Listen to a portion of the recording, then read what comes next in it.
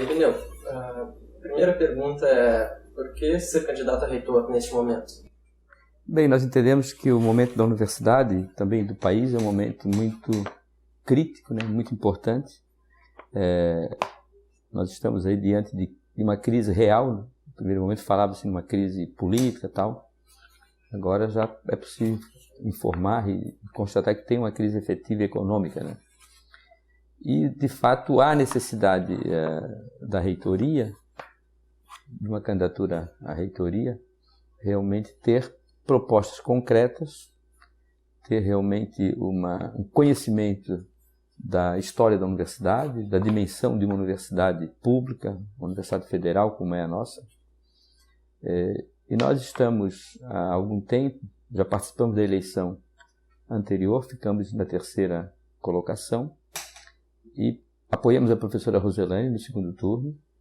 Em seguida fizemos uma carta já colocando em pontos bem concretos, né? Porque nós fizemos uma carta de apoio, colocando que não queríamos nenhum cargo e também que a ideia do apoio era apenas incorporar pelo menos a parte mais substantiva do nosso programa.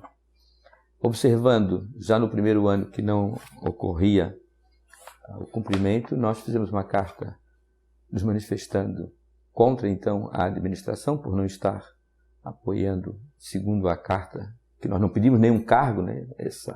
Esse apoio foi somente em função de princípios, e fizemos uma constatação de diversos pontos que não estavam sendo apoiados. A partir daí, um grupo de técnicos, estudantes e docentes começou a discutir, diagnosticar e analisar tanto a problemática nacional como a problemática interna, e foi onde construímos uma carta de princípios, que de fato é a única candidatura que tem uma carta de princípios, e naturalmente a coordenação desse grupo coube a minha pessoa, como pelo fato de ter sido responsável até o apoio à candidatura da professora Roselane no momento anterior, e por ter tido uma participação na eleição anterior.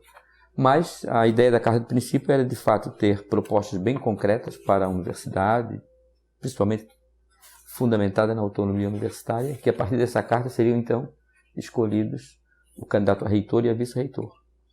Essa carta então teve uma preocupação com os campi.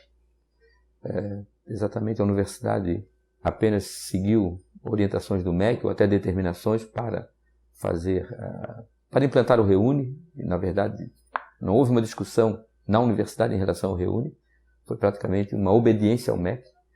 E também a própria constituição dos campi, que são procedimentos ou são ações fundamentais para a sociedade, abertura e inclusão, mas precisa também ter a contrapartida do governo federal. Então nós entendemos que essa crítica ou a utilização da autonomia universitária foi um ponto bem forte que não estava sendo considerado. Nesse sentido, também nós observamos que essa gestão da universidade, uma nova gestão da universidade, precisa ter uma dimensão bastante diferenciada da atual. Precisa considerar essa nova configuração universitária, um novo perfil dos estudantes, dos técnicos, dos docentes, e essa estrutura multicampo que nós temos.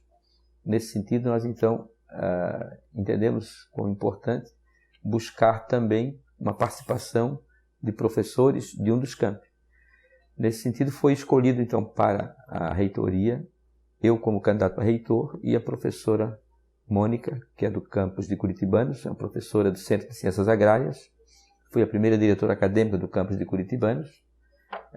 A professora Mônica hoje é a professora que mais conhece essa estrutura multicamp, com a responsabilidade então de assumir essa carta de princípios que foi feita e foi discutida durante 2 anos, que envolveu cerca de 100 pessoas, e convidamos todos os segmentos da universidade. Agora tem algumas pessoas que falam que não foram convidadas e tal, mas convidamos via Facebook, fizemos algumas palestras convidando com cartazes em toda a universidade, divulgamos cartazes convidando para reuniões, enfim. E após a elaboração dessa carta de princípio, então saiu a candidatura. Então a única candidatura que veio a partir de uma carta de princípios. As demais candidaturas o que aconteceu foi eles discutiram quem vai ser o reitor, quem vai ser o vice. Enquanto nós estávamos discutindo uma carta de princípios, as demais candidaturas estavam discutindo se seriam realmente, quem seria o candidato. Nós temos aqui uma candidatura que representa a reitoria, temos uma candidatura que representa o poder das diretorias dos centros, temos a outra candidatura que representa parte da pró-reitoria, de pró-reitorias da gestão do professor Prata, temos uma candidatoria que é o poder do academicismo, o poder do centro tecnológico, e temos a nossa candidatura que veio a partir de uma carta de princípios que representamos a comunidade universitária. Eu sou professor do Centro Socioeconômico, da área inclusive de administração universitária, e a professora Mônica é uma professora que atualmente não tem nenhuma função, é a professora, representa, digamos, essa estrutura, essa situação dos docentes, dos campi e também dessa nova configuração que é a Universidade Multicamp, a universidade, agora não mais a Universidade de Florianópolis, mas a universidade no verdadeiro papel, no caso de Santa Catarina, que tem as representações com os campi, e a universidade. Você diz que tem críticas, né, a gestões, desde o Lúcio Botelho até a Rosolani, pela falta de democracia e também pela forma como a gestão não soube encontrar novas formas de lidar com essas mudanças da universidade. Mas a professora Rosolani foi eleita com um discurso bastante próximo ao que você tem apresentado, quer dizer, de construir uma candidatura dentro dos fóruns e também com um discurso de representatividade em relação à comunidade universitária. Uhum. No que exatamente você se diferenciaria do discurso que a Rosolani há 3 anos atrás apresentou? Bem, a carta de princípios, ou seja, o programa da professora Rosolani, depois o nosso programa, naquela oportunidade, tínhamos muitas semelhanças, tanto é que nós fizemos uma carta de apoio, né? Mas a candidatura da professora Rosolani, exemplo, é uma candidatura semelhante à candidatura do professor Cancellier. É uma candidatura que não sai da comunidade universitária, é uma candidatura que sai de uma estrutura de poder. A universidade tem estrutura de poder. A reitoria e pró-reitorias têm uma estrutura de poder que são as unidades acadêmicas, os centros. Então, uma candidatura dos centros significa uma candidatura pautada naquele gerencialismo dos centros. Então, a candidatura não é uma candidatura que saiu de uma assembleia, nem a nossa saiu de uma assembleia, né? Mas uma discussão exatamente, digamos que o ideal seria, né, que a comunidade universitária discutisse e apontasse algumas candidaturas. A sua crítica, então, às outras candidaturas se centraria na origem delas, na forma como foram compostas as chapas? Não, basicamente, nós colocamos como diferencial. Nós temos vários diferenciais da nossa candidatura. Depois, ao longo da entrevista, poderemos colocar, né? Um diferencial é esse, que nós tivemos uma discussão em função, a única candidatura que tem uma carta de princípios. Pode verificar, nenhuma outra candidatura tem uma carta de princípios. As demais candidaturas têm uma carta também, tem um programa, né? Toda candidatura tem seu programa. Mas o que existe de diferencial é que as demais candidaturas têm aqueles programas genéricos, né? Somos favoráveis à universidade pública, gratuita, de qualidade. Vamos melhorar o HU, vamos melhorar a política de capacitação do técnico, vamos melhorar as condições de docente. São discursos genéricos. Esses discursos, qualquer candidato pode pegar aquele programa e defender. Qualquer uma das candidaturas. A única candidatura que tem uma carta de princípios, que nenhuma outra candidatura tem condições de defender, é a nossa carta de princípios. Por quê? Porque nós defendemos concretamente aqui, temos aí, claro, todos os pontos que vocês já conhecem e depois poderão ser explicitados, mas a única candidatura que realmente é contra a EBSER, é a nossa candidatura. Então, nenhuma candidatura tem coragem de colocar aqui na sua carta, dizendo somos contra a EBSER, defendemos o não a EBSER, nenhuma candidatura. Em relação ao próprio processo eleitoral, né, também tem pelo menos, no caso, 3 candidaturas que votaram contra a paridade, ou que são contra a paridade. Ou votaram, ou integram a pauta de campanha, no caso, o professor Cancellier votou contra a paridade, o professor Edson de Pieri assinou um documento manifestando que a eleição deveria ser 70-30 e que se não fosse a eleição dessa forma que a lei coloca, com 70-30, ele não participaria do processo eleitoral. o professor Cláudio Amante colocou no programa de campanha dele para a PUFSC, estava ali o segundo ou terceiro item, dizendo o seguinte: a defesa dos 70-30. Então essas 3 candidaturas, elas têm uma situação bastante complexa, que significa um retrocesso da democracia da universidade. Enquanto discutia-se a eleição universal, por exemplo, né, veio essa frente exatamente com essa ideia. É isso que eu ia colocar agora. O ANDES, Sindicato Nacional, ele defende o voto universal e paridade nos diversos setores da universidade, no conselho universitário, no conselho de unidade. Tu acha que seria possível a gente discutir o voto universal? Eu tenho uma posição bem concreta para essa situação, né? Só para voltar ali aquela pergunta para complementar, né? Eu já falo do voto universal. Estava colocando o diferencial que tem a nossa carta de princípio. Um exemplo é a EBSER, né? Essa posição forte. O outro exemplo é a questão das 30 horas, que é uma situação polêmica na universidade. É a única candidatura que está se posicionando em relação à questão das 30 horas. E também outro ponto que é um ponto que merece sempre discussão, polêmica na universidade, que é a segurança no campus. Nós também temos a posição firme de não colocar a polícia no campus. Tem candidatura que estão conseguindo votos nas salas de aula, por incrível que pareça, defendendo a polícia no campus. E nós temos um discurso claro, estamos até em alguns segmentos perdendo votos também nesse sentido, assim como a EBSER, assim como as 30 horas, porque, como eu estava falando, já volto ali, é que a nossa candidatura tem esse diferencial que é se posicionar em relação a temas polêmicos. Em relação à eleição para reitor, eu estava falando que 3 candidaturas são contra, inclusive a paridade, e defendem os 70-30.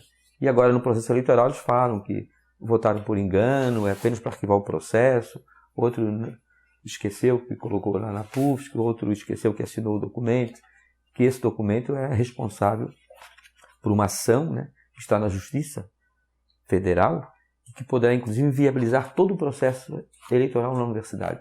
Pode acontecer uma decisão judicial no dia da posse, dizendo o seguinte: esse reitor que foi eleito pela comunidade universitária não pode tomar posse, porque o juizado, a justiça, pode considerar que, de acordo com a lei, deve ser desta maneira ou daquela outra maneira. Então, temos um problema sério, que tem esses grupos, no caso, esses 3 grupos são responsáveis pela judicialização da eleição na universidade, que é um processo democrático, que está avançando a democracia, e teve esse retrocesso desse grupo de professores, que trouxeram essa questão e levaram essa questão agora para a justiça, que é uma situação que não se sabe como vai exatamente chegar à conclusão.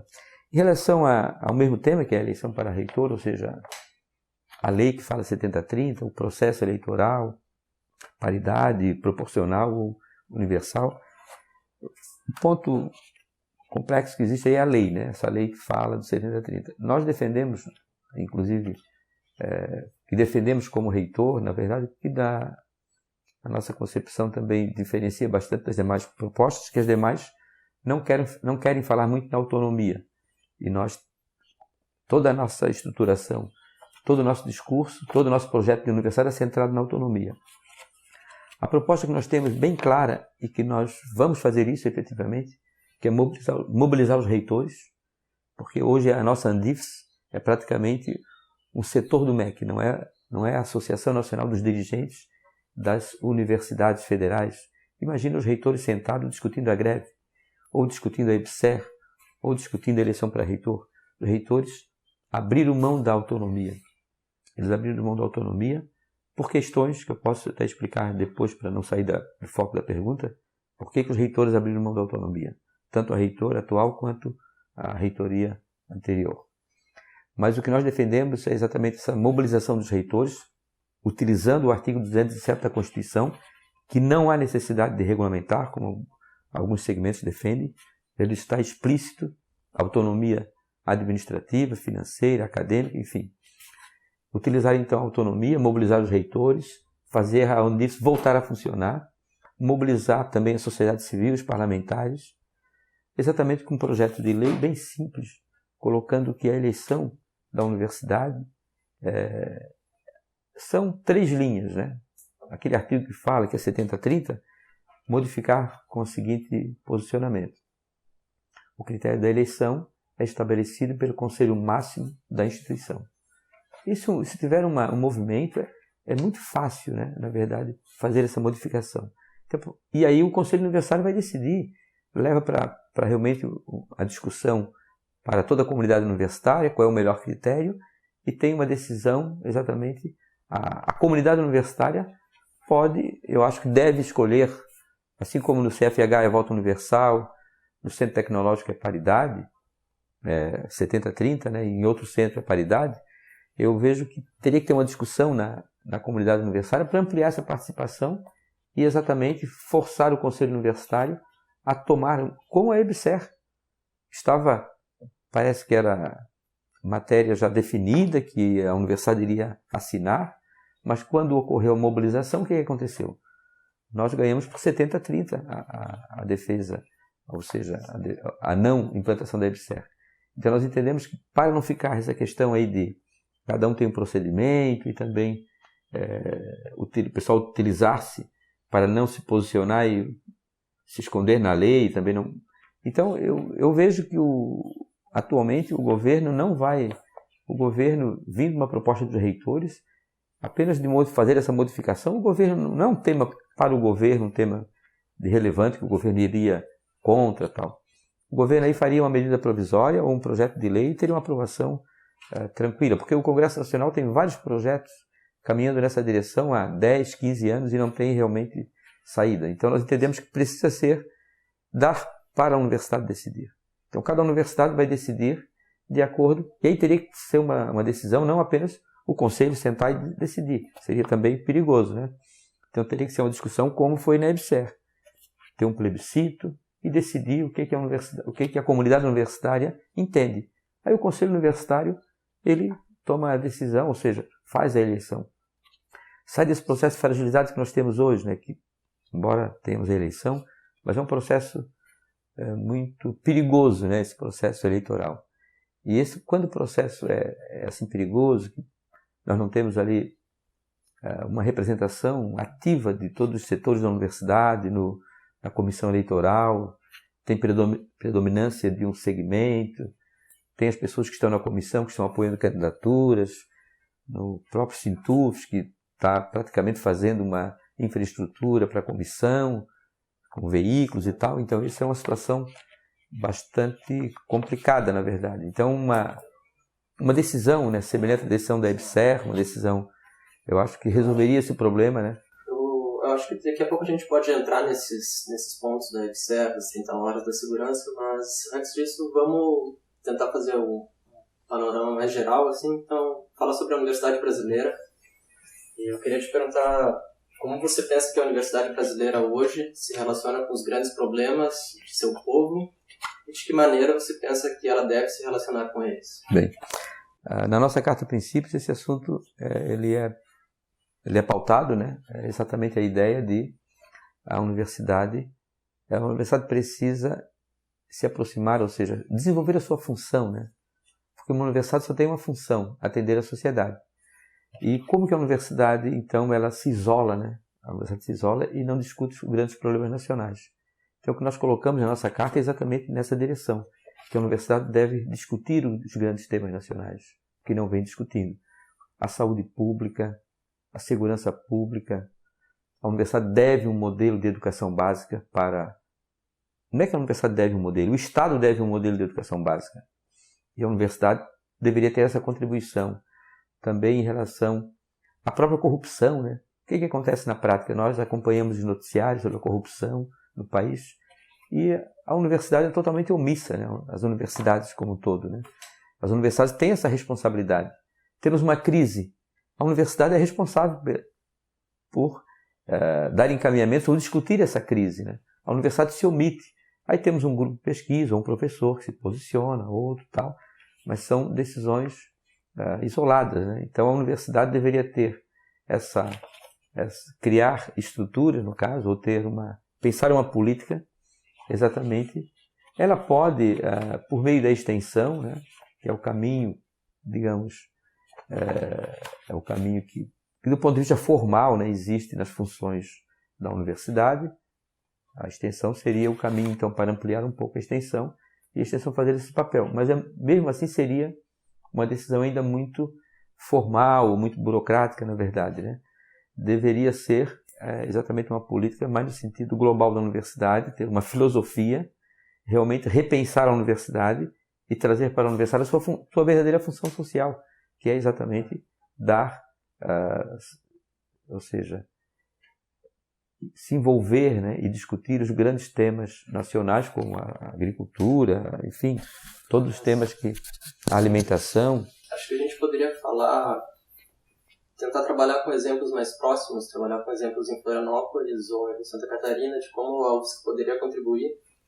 Então, uma dessas formas, a gente vê que tem grupos de estudo sobre mobilidade dentro da universidade, mas parece que isso ainda não alcança, isso não sai da universidade. A gente faz projetos como teve aquela discussão sobre a duplicação do Edu Vieira, mas parece que os estudos que foram feitos pelos grupos ainda não atingem a sociedade. E como a gente poderia aproximar isso e poderia pensar em outros problemas de Florianópolis e de Santa Catarina? Tem, até posso continuar o meu raciocínio anterior, tem outra dimensão aí que atrapalha esse envolvimento da universidade com a sociedade, que é o próprio academicismo, na verdade, né? Então, a academia não pontua muito a extensão. Então, a academia não valoriza muito a extensão. Então, também um ponto, é uma discussão que precisa ser também valorizada na comunidade universitária, que é a importância da extensão. O que significa? O professor, ele está hoje pautado exatamente por esse produtivismo acadêmico. Então, na verdade, ele precisa produzir os artigos e tal para se manter na pós-graduação. Se ele não conseguir os seus 150 pontos, ele é rebaixado. Então, ele fica nessa tensão, né? Porque é mais importante ele conseguir publicar determinados artigos do que produzir um conhecimento, do que dar uma boa aula, do que criar patentes, do que exatamente ter uma participação efetiva na sociedade. Mas então, o senhor caracterizaria que a crise intelectual da universidade ela tem como fundamento um problema de cultura institucional? Tem também um problema de cultura institucional. Mas essa é a dimensão que predomina? Cultura institucional, mas também a universidade ela é omissa em relação a essa política da CAPES do CNPq. Porque, na verdade, a CAPES do CNPq, de uma certa forma, lá na reforma universitária, houve um sentido de exatamente ter um certo poder, exatamente com os projetos de pesquisa, de extensão, como os recursos, na verdade, exatamente para a universidade não ter a sua autonomia completa. Essa parte da universidade, que é a pesquisa, ficou vinculada exatamente a uma dimensão externa da universidade. Então, institucionalmente, não existe uma discussão sobre as políticas, não é a ideia de centralizar a pesquisa na reitoria, mas a ideia de pensar institucionalmente a pesquisa, pensar institucionalmente a extensão. Nesse sentido, então, entraria essa discussão da universidade ter essa aproximação com a comunidade, com a sociedade. O que acontece, por exemplo, mobilidade, os exemplos colocados, né? Que temos aí o professor Werner, que é uma autoridade, tem um professor do CFH, o professor Elson, né? Que também tem discussões nesse sentido. Então, a gente pontua assim, pessoas que estão interessadas ou têm projetos, né? Voltados ou preocupados com a comunidade, com a sociedade. Mas não seria possível caracterizar que é a presença de profundos e enraizados interesses econômicos dentro da universidade que acabam direcionando as pesquisas para aquilo que é de vinculação com as empresas ou do empreendedorismo, que acabam tirando a autonomia das pessoas, exatamente. Inclusive, daí derivariam todos os problemas. Exatamente, porque a pesquisa, como é que acontece, né? Na verdade, não tem... existe uma vinculação direta do professor, do seu grupo de pesquisa, com o organismo o organismo federal ou estadual que está liberando os recursos. Então, cria-se então essa cultura pautada nessas dimensões econômicas. Se ocorresse por parte da instituição uma discussão, se ocorresse uma descentralização, por que o governo descentraliza esses recursos para as instituições, em vez de centralizar esses recursos em Brasília? Então, na verdade, existe uma estrutura de poder que exatamente faz perpetuar essa dimensão econômica, na verdade, nas universidades. Mas o senhor tem apontado para a CAPES, para o CNPq, mas as fundações de apoio às pesquisas, elas recolhem de forma descentralizada grandes somas de recursos da iniciativa privada e direcionam as pesquisas dentro da universidade. Que propostas concretas sobre as fundações de apoio você... As fundações de apoio é um outro ponto também que merece assim, discussões, né? Elas estão aí, são constituídas, né? Não dá para dizer que elas não existem. O que há a necessidade é exatamente também essas fundações, elas precisam acontecer como algo para, digamos assim, auxiliar a universidade, seria, né? Para auxiliar a universidade. Não pode ter aquele discurso assim, isso aqui só pode acontecer, ou tais procedimentos só poderão ser realizados por meio das fundações. Isso é um discurso falso, porque aí nós estaríamos diminuindo a função pública ou a administração pública ou as decisões públicas. Assim, no Estado existem, a Constituição prevê, a CAPES é uma fundação nacional, enfim, né? Mas precisa estar envolvida, ela precisaria estar envolvida com a instituição, no caso, né? Seria um setor para auxiliar a grande política da instituição, que seria exatamente facilitar esse acesso ou essa participação com a sociedade e tal. E claro que fica muito pautado na dimensão econômica. A carta de princípio diz que a sua candidatura ela pretende fazer posicionamentos claros. Sobre as fundações, qual o posicionamento? Sobre as fundações é o posicionamento exatamente de... As fundações elas terão que ter um papel para exatamente a função institucional, na verdade, né? Papel para a função institucional. Na verdade, a ideia é que as fundações não podem pautar a pesquisa, pautar a extensão. Precisa ter um projeto da universidade e as fundações poderiam auxiliar setores auxiliares da instituição, no caso, né? Não o setor que praticamente teria um poder, predominaria um poder. Atualmente, o que nós estamos vendo é que as fundações elas ficaram, de uma certa forma, um pouco mais até empoderadas, né? Porque elas ficaram com estruturas anteriores que estão, de uma certa forma, dominando as fundações.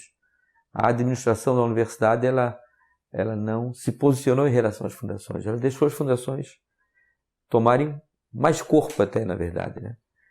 A sua candidatura, se for eleita, vai alterar a regulamentação das fundações? Sim, é um tema que nós temos que discutir no Conselho Universitário e tratar as fundações como, digamos, pelo nome o próprio nome coloca, né? Seria a ideia da fundação, seria dar o apoio, né, ao ensino, à pesquisa e à extensão.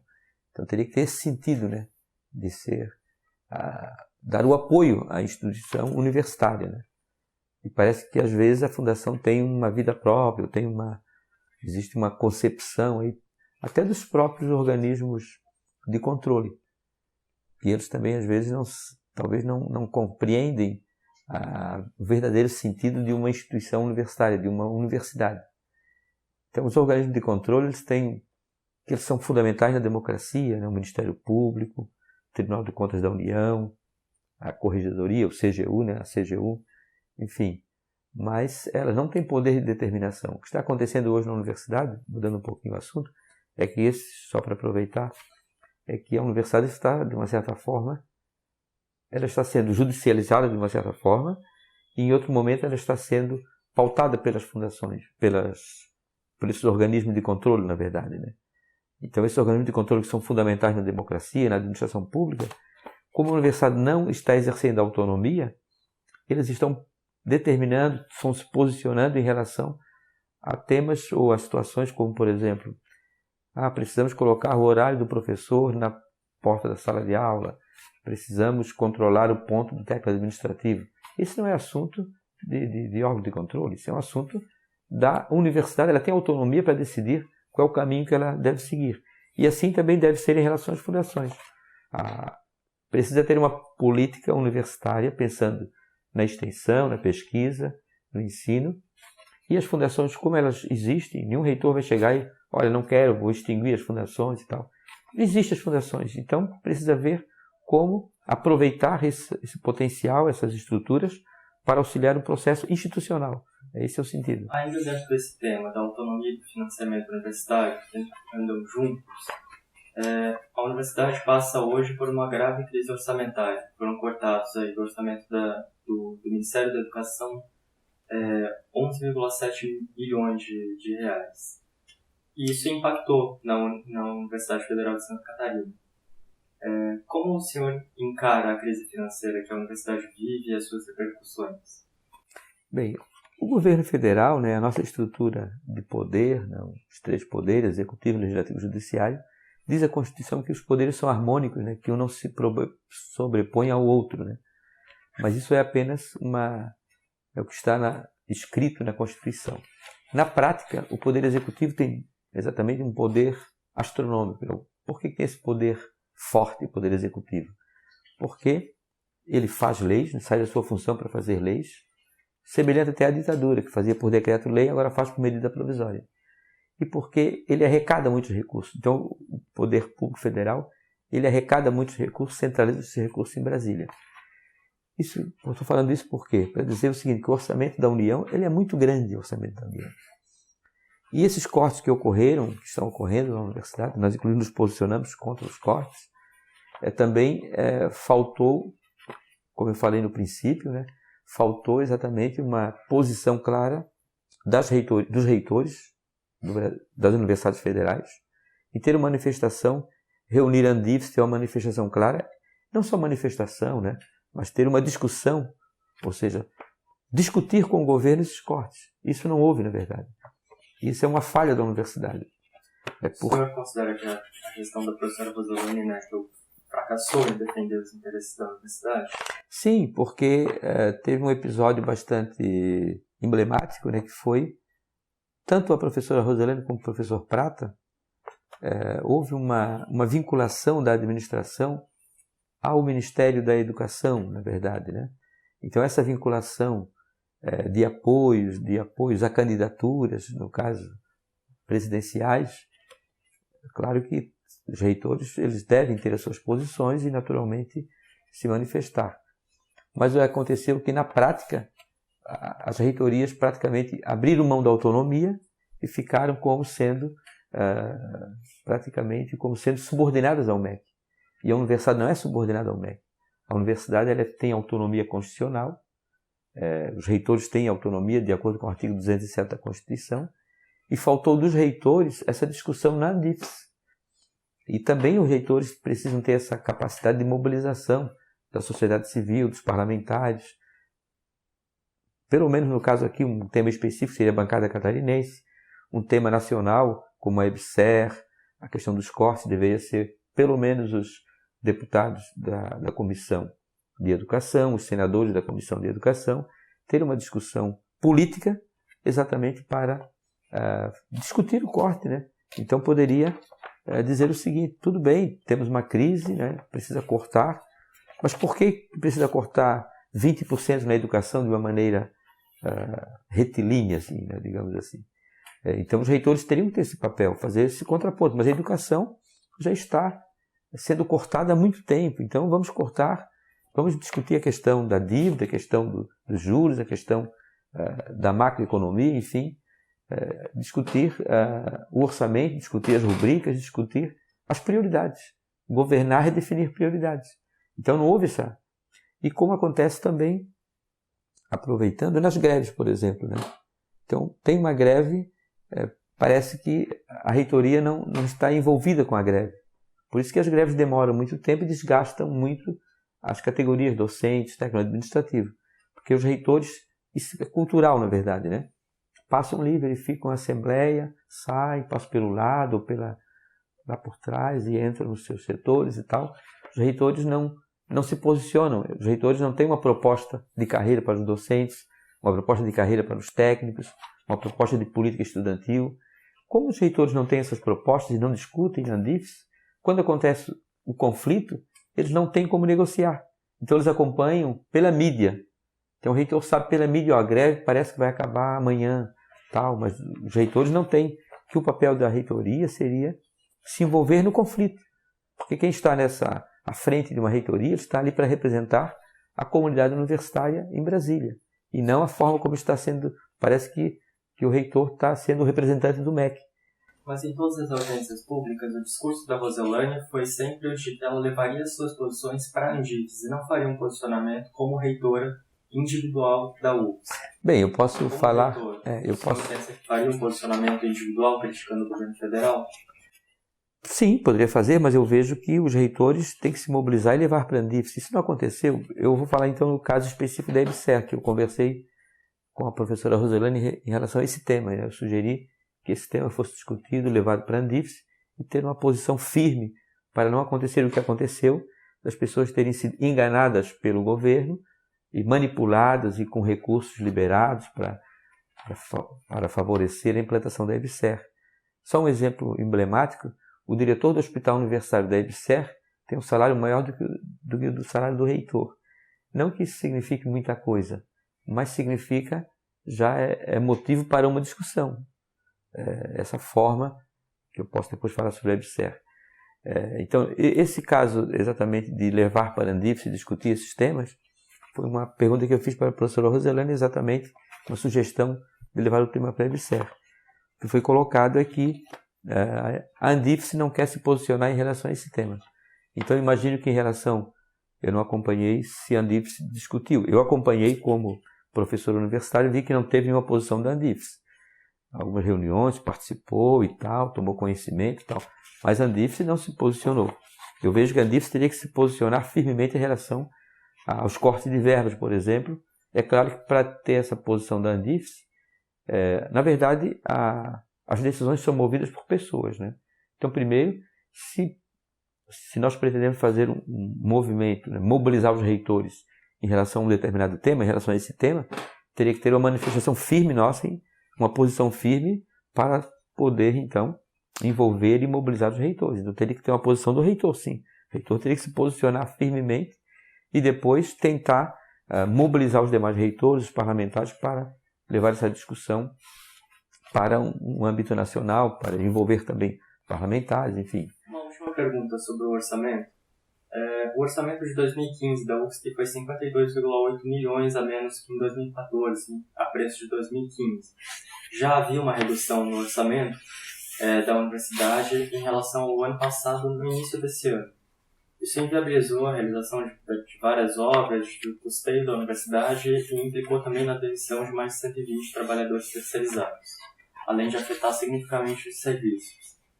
Alguns candidatos, como a professora Roselane, por exemplo, defendem complementar os recursos da universidade apostando ainda mais na captação de recursos privados, por meio de parcerias público-privadas, ou então da captação de emendas parlamentares. Concretamente, se for reitor, você e Mônica, que alternativas apresentariam para a universidade? Eu vejo que essas discussões elas sempre voltam para a questão da autonomia, né? Na verdade, as duas sugestões foram parceria público-privado e as emendas parlamentares. Então, eu particularmente sou contra as emendas parlamentares. Eu vejo que é uma grande fonte de corrupção a emenda parlamentar. Eu acredito mais na discussão do Congresso, no sentido de ter uma participação mais efetiva, de um orçamento mais participativo, enfim. Quando é feito o PPA, o Plano Plurianual, e também depois a LDO e a Lei Orçamentária, deveria ter uma participação da sociedade, enfim, né? E aí teria que ter, em se tratando da universidade, o orçamento da universidade, teria que ter uma discussão na universidade, né?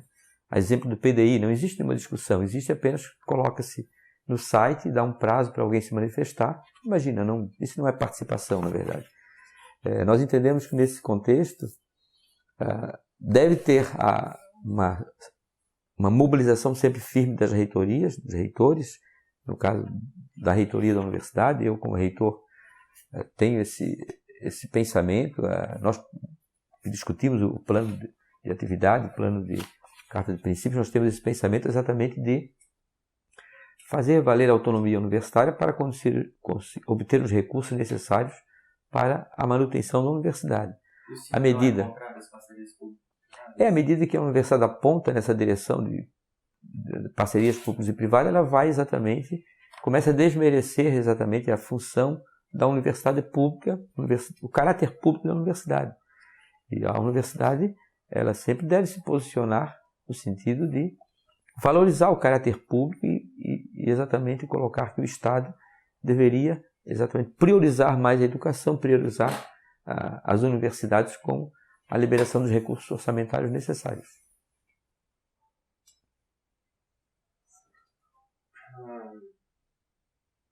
Sobre a questão das 30 horas, sua candidatura se diz a favor das 30 horas e diz uma das únicas a favor das 30 horas.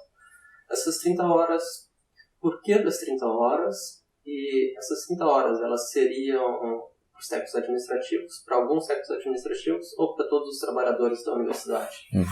É importante contextualizar a questão das 30 horas. Existe um discurso de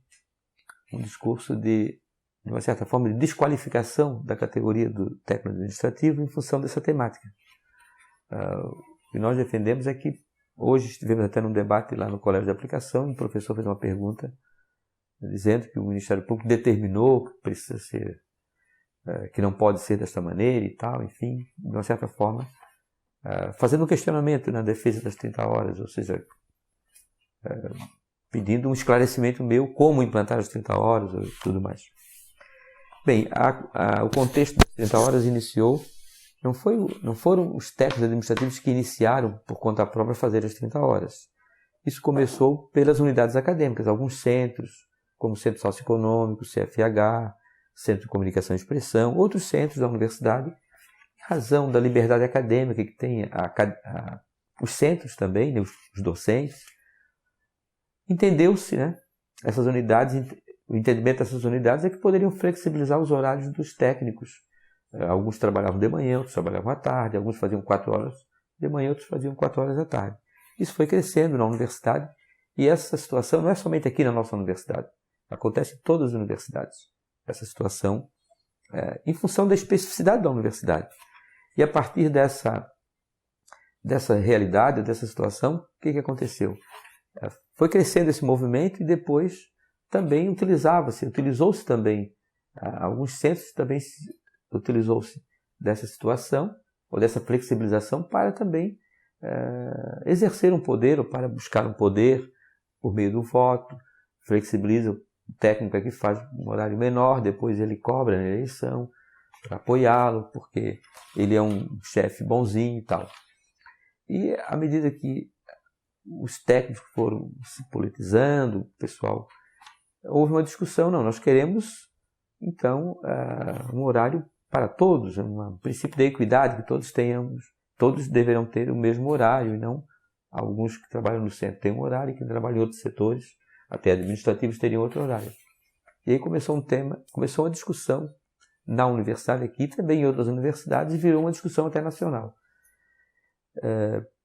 O próprio governo, né, ele, entendendo não a situação somente da universidade, mas também de outros setores, foi estabelecido um decreto, no primeiro momento, depois um segundo decreto, com algumas alterações, mas tem um decreto que, na verdade, ele dá um caminho para essa resolução desse problema, né?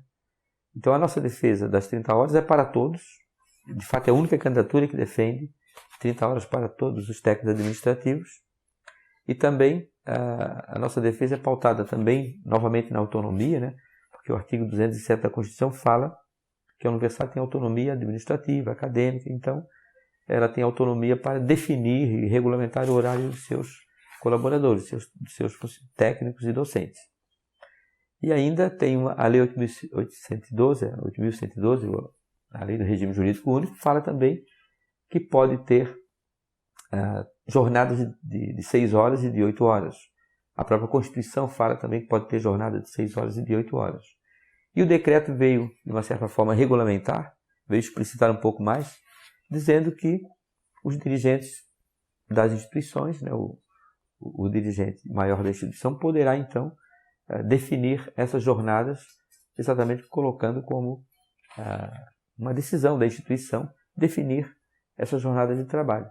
E aí tem a discussão se todos podem fazer ou se apenas algumas situações, como biblioteca, hospital universitário, né? A universidade, eu vejo que essa situação deve ser decidida, primeiro é uma questão ética, né? O fato de ter alguns que trabalham 4 horas, outros trabalham 8 horas.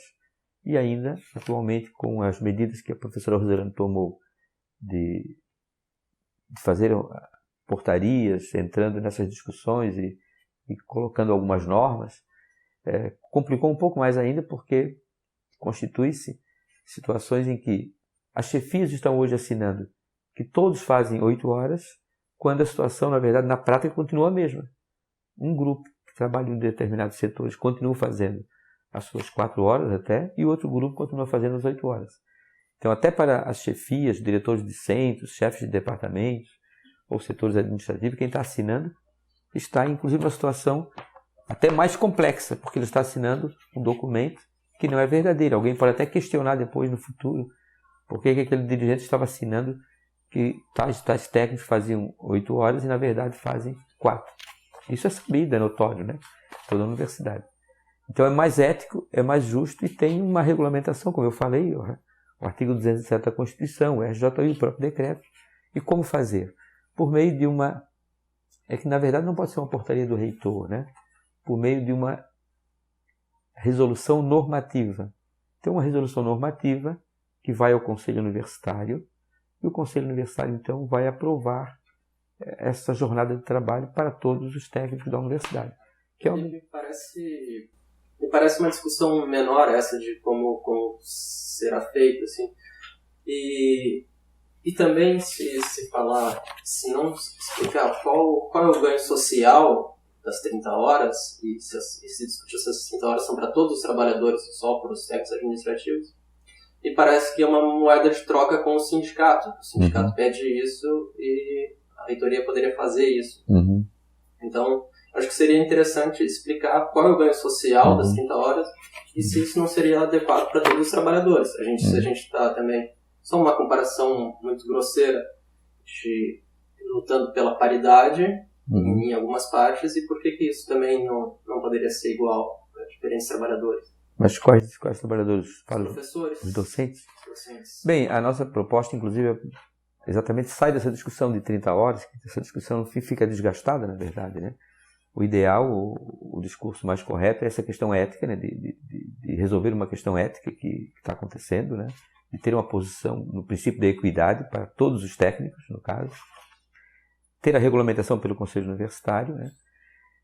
Mas a ideia é exatamente colocar que, do ponto de vista da universidade, da sociedade, a universidade vai atender, inclusive, de forma mais adequada à sociedade com esse trabalho. As pessoas ficariam mais motivadas e, naturalmente, teriam um trabalho de mais qualidade, até trabalhando essas 6 horas e regulamentando e regularizando essa situação. Defendemos ainda que, assim como os docentes têm o PAD, o Plano de Atividade Docente, deveríamos ter para o técnico administrativo um plano de atividade técnico-administrativo. Exatamente para sair dessa discussão burocrática de 30 horas e entrar numa discussão exatamente qual é o papel do técnico administrativo para o ensino, para a pesquisa e para a extensão.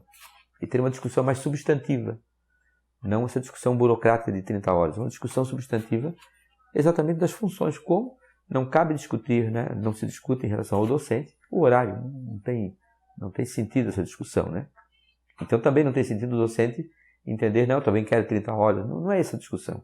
A discussão é o papel do técnico administrativo na universidade, fazendo um trabalho de qualidade, ter uma organização mais ética e mais transparente dos horários, né? E também pensar em corrigir uma situação, né? Que não deixa de ser uma compensação, uma correção da situação. Porque os docentes não têm, essa discussão não cabe no meio docente, né? O docente tem, já o PAD tem os seus projetos de ensino, pesquisa, extensão, graduação, pós-graduação, enfim, né? Claro que cabe uma discussão que é exatamente essa forma, né? Esse produtivismo que é exigido dos docentes, que está adoecendo, enfim, né? Cabe uma discussão importante no sentido de interferir, né, dos reitores também, usar autonomia e rediscutir esse papel da CAPES, a forma aritmética como os professores são avaliados. Então, eu coloco assim, vamos fazer uma discussão num plano substantivo e não num plano burocrático. Ter uma discussão do papel do técnico administrativo, verificar a melhor forma do técnico administrativo desempenhar suas funções, né, e dar a sua real contribuição para a universidade, assim como os docentes. Temos aqui uma situação que é essa situação injusta dos horários hoje, né, que é uma situação ética também, que precisa ser corrigida, e temos a situação dos docentes, que é essa carga de trabalho, essa forma, esse produtivismo acadêmico que existe, e que parece que nós somos todos impotentes, e que não, a CAPES determina assim. Quem são as pessoas que estão na CAPES? São os professores universitários. Então nós precisamos também discutir a CAPES, discutir essa forma de pontuar. Não, acho que a discussão do horário do professor, até porque se o professor quiser ficar em casa, ele fica em casa, dá as aulas dele e tal, faz a pesquisa, extensão. Não existe essa cobrança, a universidade não tem essa cobrança. Temos professores que ficam em casa e desenvolvem as suas atividades no seu computador, acham que tem lá um ambiente de trabalho mais adequado e tal. É bem comum isso acontecer em vários centros. Professor, entrando um pouco em outra questão, como você encara que aconteceu a relação entre os últimos reitores e os movimentos na universidade, o movimento dos professores, dos tais e dos estudantes? Bem, na verdade, essa participação na universidade não vem acontecendo. Esse exemplo aí que foi dado da eleição para reitor, ocorreu aí já um retrocesso, que também não partiu da reitoria, né? Partiu de um grupo que tem um grande poder na universidade, né? Esse grupo ele começou, né, basicamente no centro tecnológico, né? E até o pessoal acusa que esse grupo que teve essa discussão, onde tem esse retrocesso da participação das eleições, que foi em virtude da reitoria ter o interesse em ter o voto universal. Então teria sido um movimento que teria começado para fazer uma contrapartida em relação à comissão que foi criada para discutir o processo eleitoral na universidade. Mas, na verdade, esse grupo, esse forte grupo que é um poder, né, que significa, né, um grupo forte de poder na universidade, que envolve os pesquisadores, que tem esse grupo bem forte, ele começou essa discussão desses abaixo-assinados para realmente ter a eleição 70-30, já antes de ter sido construída aquela comissão do Conselho Universitário para discutir os critérios, né, que teria. Então, o pessoal usa uns argumentos, mas na verdade existe um grupo que não quer participação, existe um grupo que acha que, por exemplo, a eleição deveria ser pelo Conselho Universitário. Existem pessoas que defendem abertamente, né? Vários professores defendem abertamente essa questão.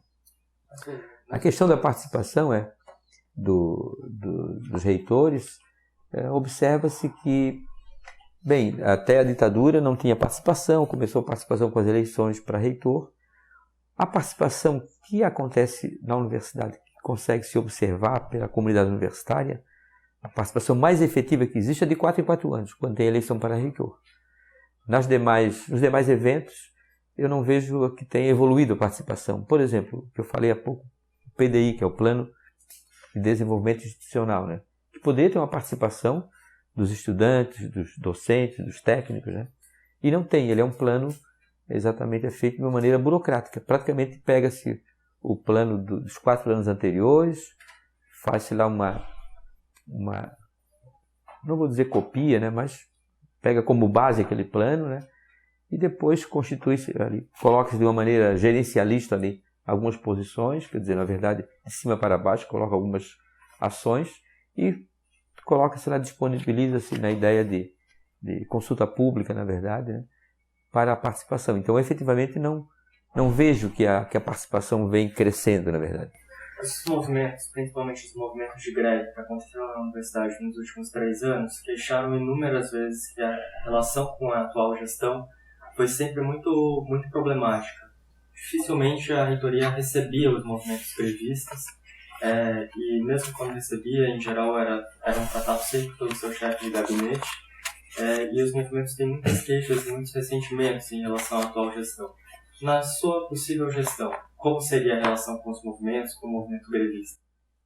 Sim, uma relação de diálogo, inclusive esse relato que estás fazendo em relação, principalmente às últimas greves, né? Eu, inclusive, participei de uma discussão dessa com alguns parlamentares que fomos conversar com a professora Roselane para não descontar os dias dos técnicos que estavam em greve em relação à reivindicação das 30 horas. Então foram alguns parlamentares e eu fui como professor da universidade, que também pelo fato de estar envolvido nas discussões das 30 horas, eu na época fiz um documento, Os Equívocos da Reitora, não sei se vocês tiveram acesso quando houve aquela discussão. Em razão desse documento, o Comando de Greve nos convidou para realmente dialogar com a professora Roselane para fazer exatamente, a ideia seria seria uma reivindicação, né, como a Assembleia, o grupo, o comando não estava tendo acesso, né? Então foi pedida uma ajuda de parlamentares, exatamente para realmente tentar negociar com a reitora e para não ter esses cortes, porque de fato, historicamente, a universidade nunca havia cortado, né, salário de uma categoria que estava em greve. E também não há essa discussão de a greve ser interna ou se é externa. A greve é uma greve. Não existe essa hierarquia, né? Se a categoria decidiu a greve, não tem como achar que tem uma hierarquia.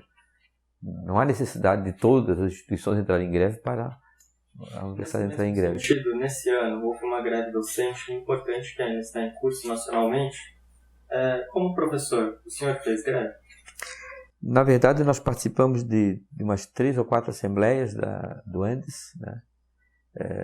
Participamos no início, até no primeiro momento até votamos em favor à greve, mas tentamos mobilizar o nosso pessoal no socioeconômico, os professores, tentamos fazer algumas reuniões, mas infelizmente o único departamento que realmente teve uma posição, que se envolveu e participou, uma posição coletiva, né, foi o Departamento de Serviço Social.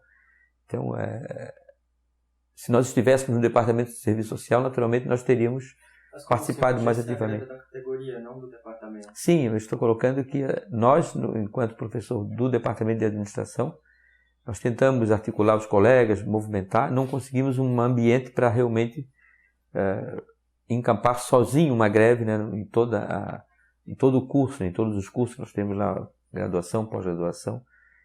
Naturalmente, talvez faltou até mobilização e tal, mas tivemos até uma tentativa, conversamos inclusive, e tivemos conversas com o pessoal também do Serviço Social para tentar exatamente mobilizar o centro, ampliar um pouco a greve, né? Mas há muitos professores que entram em greve sozinhos nos seus departamentos, não foi o caso do senhor? No caso, em se tratando de... Nós não conseguimos assim realmente incorporar uma greve, ou talvez tenha sido falha nossa, mas não conseguimos viabilizar. Até tínhamos realmente, apoiamos o movimento e tal, mas na prática nós não conseguimos realmente, enfim, sozinhos ali no departamento e ter uma posição realmente... É bastante complicado num ambiente assim, quando tu tem dificuldade, né? Eu sei que temos aqui o professor que fez lá, ele deve saber explicar a situação como que acontece, né? Então, mas também nós temos uma situação muito complexa na universidade hoje, que é a questão do sindicato. Eu sempre costumo dizer que nós não temos sindicato na universidade, os docentes, né? Os técnicos administrativos têm um sindicato, que todas as críticas, tal sindicato, teve a greve e tal. E nós temos que resolver esse problema que nós temos, que é exatamente o Andes local, né? Eu sou filiado aos 2 sindicatos, ao Andes local e à PUFSC. Então, eu acho que minha posição sobre essa situação, que realmente tem um impacto importante, a PUFSC, na verdade, não conseguiu fazer uma assembleia sequer. Não conseguiu fazer uma assembleia. E também o Andes não consegue atuar porque a PUFSC está sempre entrando com ações judiciais, né? Tentando exatamente enfraquecer ou dificultar o papel do Andes. Então, eu vejo que isso aí não é pauta de reitoria, claro, né?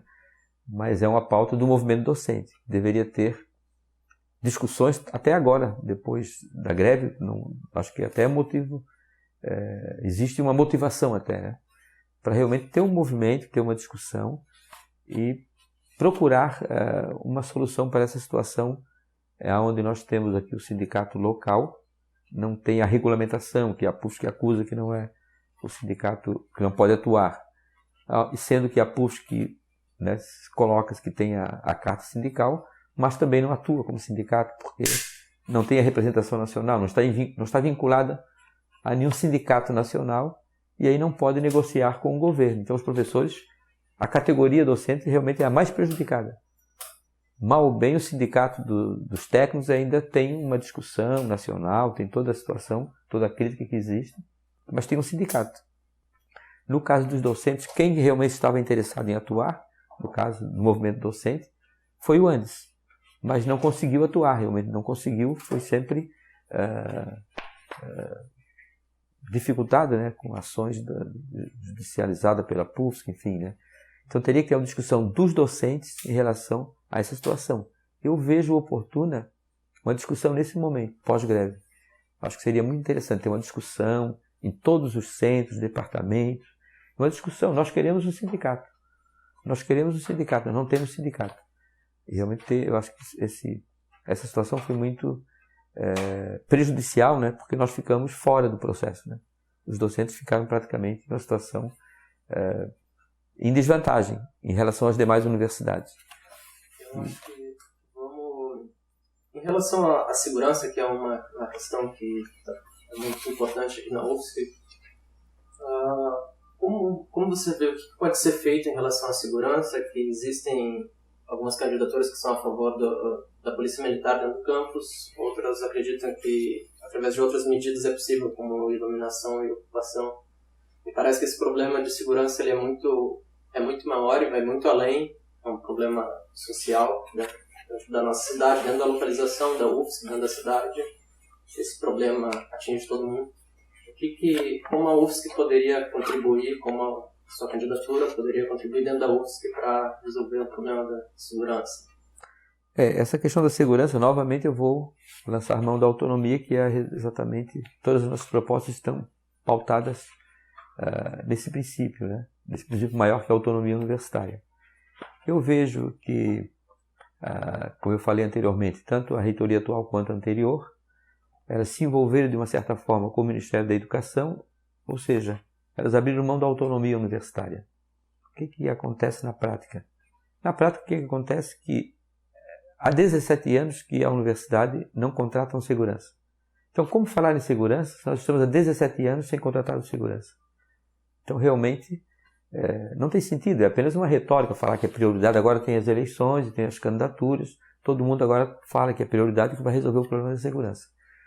O problema da segurança, nós temos a posição, temos aqui na nossa carta de princípios esse ponto, né? E o que nós defendemos é exatamente os reitores, novamente, né? Mobilizar os demais reitores por meio da ANDIFES e exigir do governo federal o restabelecimento do cargo de segurança. Um cargo de segurança de uma maneira agora diferenciada, né? Que seria um cargo que exatamente o concurso público seria para um especialista em segurança pública para atuar na universidade.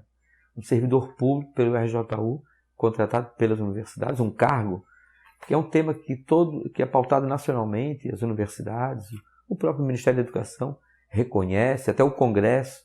Então toda a sociedade reconhece as dificuldades que nós temos. Por quê? Porque a segurança foi terceirizada. Não precisa nem discutir muito, né? As práticas estão mostrando que a terceirização não funciona na universidade. Como que o segurança que ganha R$1.000, que não tem nenhuma formação, vai atuar num ambiente complexo que é uma universidade? Então a nossa posição é bem clara. O reitor, nós como reitor, naturalmente vamos nos posicionar, vamos mobilizar os reitores para restabelecer esse cargo de segurança com uma carreira mais ampla, exatamente com pessoas que têm especializações, pessoas que têm especializações em segurança pública e até com essa dimensão que atende às especificidades da universidade. Não somente essa situação. Também nós defendemos uma reestruturação da nossa segurança no campus, no sentido da estrutura de segurança, né, com tecnologia da informação e do conhecimento, para criar um ambiente, né, um ambiente de segurança, um ambiente para realmente guardar os técnicos, docentes, estudantes. E ainda nós defendemos que a universidade ela deve desenvolver programas sociais junto aos entornos, não somente aos entornos, principalmente nesse primeiro momento, priorizar os entornos, para realmente favorecer o ambiente, não a universidade se isolar, né? Nós consideramos que algumas candidaturas defendem a polícia no campus até para ganhar voto, né? Eu até não acredito que eles tenham coragem, porque é uma irresponsabilidade tão grande, né? Chegar aqui e botar a polícia no campus é uma responsabilidade muito forte, né? Muito grande. de uma autoridade assumir um assunto dessa natureza? Porque nós temos a NDI, temos as criancinhas, já temos o colégio de aplicação, temos todos os jovens que estão na universidade, né? Temos aí a questão próprio, a NET, né? Núcleo da terceira idade. Então, a polícia não tem esse preparo, não existe a mínima possibilidade de botar uma polícia militar aqui dentro. Realmente vai ser realmente uma grande responsabilidade se alguém levar esse processo ou cumprir esse discurso que está colocando aí agora na campanha. Nós entendemos que a universidade precisa criar as condições e desenvolver o seu papel também junto à sociedade, também desenvolver mais programas, mais projetos culturais e trazer mais a sociedade, a comunidade para a universidade. E não apenas achar que é isolar a universidade da sociedade. A universidade não é isolada da sociedade. A universidade ela integra a sociedade. Bom, para outra questão, gostaria de entender qual é a posição do professor sobre o ensino à distância na graduação e na pós-graduação regulares. Nós entendemos que o ensino à distância, hoje na universidade, como ele está, realmente é uma situação bastante complexa, né? Nós defendemos que seja institucionalizado o ensino à distância. O que significa isso? Significa que se a universidade teria que ter uma discussão no conselho universitário em relação ao ensino à distância, que é importante, usar as tecnologias. Entendemos que, inclusive, deveríamos utilizar as tecnologias do ensino à distância, também no ensino presencial, para usar como suporte, como exatamente infraestrutura para o docente, ampliar e melhorar a qualidade das suas aulas, né, com toda a tecnologia. O que temos na prática hoje é um ensino à distância sem ter, digamos, a Resolução 17, que trata dos cursos de graduação, não fala sobre o ensino à distância. Então precisa ter uma discussão e esse oferecimento de cursos, se assim o Conselho decidir, deverá ser regulamentado e ser oferecido no vestibular, né? No vestibular normal, né? Concurso vestibular, um curso como os demais cursos, e não da forma separada, com um processo seletivo separado. Então, incorporar ao oferecimento de cursos na universidade e ter a discussão no Conselho Universitário e tratar institucionalmente o ensino à distância e até analisar quais as áreas que poderão ter, se é graduação, se são cursos de extensão, enfim, ter essa discussão que não houve, né? Então, o senhor é a favor de ensino à distância como curso regular na universidade? Regulamentado pelo Conselho Universitário, né? O Conselho Universitário vai analisar realmente o Conselho Universitário teria que ter uma discussão exatamente para verificar quais os cursos que poderiam ser ministrados à distância sem perder a qualidade do ensino. Porque o importante é manter a qualidade do ensino. Não pode ser apenas para massificar, para estatísticas. Tem que pensar de uma forma como uma inovação, pensar como uma dimensão que é onde a tecnologia vai auxiliar a universidade, ampliar a inclusão. Tem que pensar nos termos assim. Nós temos o ensino à distância para ampliar a inclusão. São processos que nós vamos aperfeiçoar, que a universidade precisa discutir porque essa questão não tem discussão institucional. É uma decisão do Ministério da Educação, em alguns casos, né, junto à prefeitura, e envolve a universidade. Então, é uma política mais do Ministério da Educação que envolve as universidades. Não é uma política que está discutida na universidade. Não foram as universidades que discutiram, assim como o REUNE, né? Foi também uma imposição do governo. A universidade não discutiu o REUNE, apenas aceitou o recurso para fazer uma determinada atividade que o governo, não vou dizer determinou, mas que o governo indicou. Assim também é o ensino à distância. Veio do Ministério da Educação para as universidades. Candidato, existe uma extensa literatura, inclusive produzida aqui na nossa universidade, que critica a expansão das formas de ensino à distância não como suporte, mas como cursos de graduação e de pós-graduação. Uhum. O senhor ignoraria essa produção e se importaria apenas com o aspecto da regulamentação? Não é questão do aspecto da regulamentação de ignorar essa literatura. A instituição, assim como eu falei que a pesquisa precisa ser discutida, né, para sair dessa dimensão que está entre o pesquisador e não ter essa discussão institucional, né? Também o EAD, o ensino à distância, eu considero que é uma tecnologia que nós não podemos desconsiderar, né, as tecnologias que estão aqui para ampliar a qualidade do ensino. Temos que pensar nessa dimensão. E precisa ter uma discussão institucional. Essa discussão que precisa ter, e a partir daí a universidade vai pautar exatamente quais são os cursos que ela vai oferecer, no caso. E o senhor conhece a literatura que faz críticas à expansão precária do ensino? Sim. Exatamente, tem o sentido mais de estatístico, o sentido de ampliar, tem o sentido exatamente de... não foi levado em consideração a questão mais da qualidade do ensino, na verdade, né? Precisa pensar, é a mesma situação, por exemplo, quem critica as cotas, né? O pessoal critica os programas de ações afirmativas, porque entendem que o estudante vem aqui e não consegue concluir o curso, independentemente da questão da permanência, das bolsas, da questão econômica, né?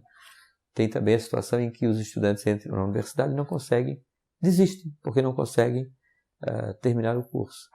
Então, também nesse sentido, falta à universidade criar programas, uma espécie de nivelamento, programas pedagógicos para dar essa formação necessária para que esses alunos consigam concluir os cursos. Então, não basta dizer que nós estamos aceitando novos estudantes.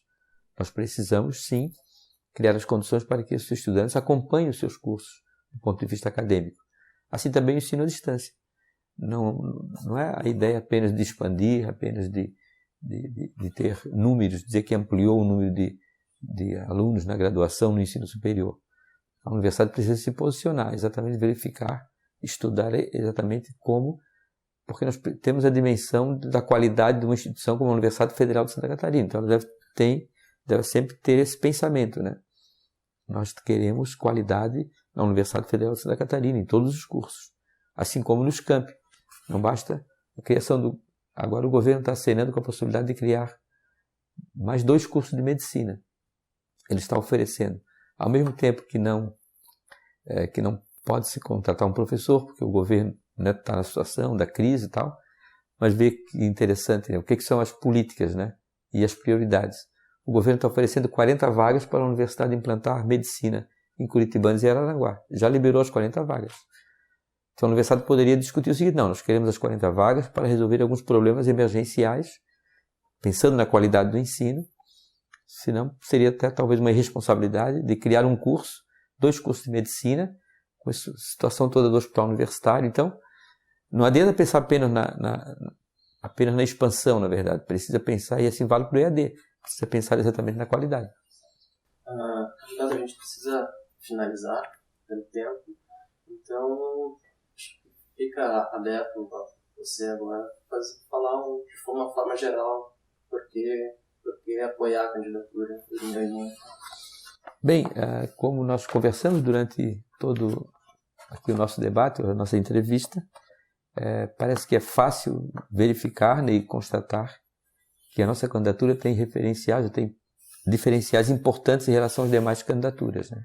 Desde a concepção da candidatura, que foi por meio de uma carta de princípios, e a partir da carta de princípios foi escolhida a candidatura de reitoria e candidatura de vice-reitoria, a preocupação com essa nova configuração da universidade, tendo uma professora que conhece a realidade dos campi para auxiliar nesse processo da gestão, fazer esse elo de ligação entre os campi e a reitoria. Também a posição firme que nós colocamos em relação a pontos polêmicos, como, por exemplo, a única candidatura que se posiciona contra a EBSER, a única candidatura que se posiciona favorável às 30 horas, também a única candidatura que se posiciona, pelo menos, na continuidade do processo eleitoral como está com a paridade, a única candidatura que tem preocupações efetivas com a segurança, tem proposta concreta, que é contra a polícia no campus. Também discutimos a questão da pesquisa e da extensão da graduação. Exatamente pensamos que precisamos pensar exatamente ter uma estrutura, ter uma filosofia de equilíbrio entre a pesquisa, a extensão e o ensino, também equilibrando a graduação e a pós-graduação.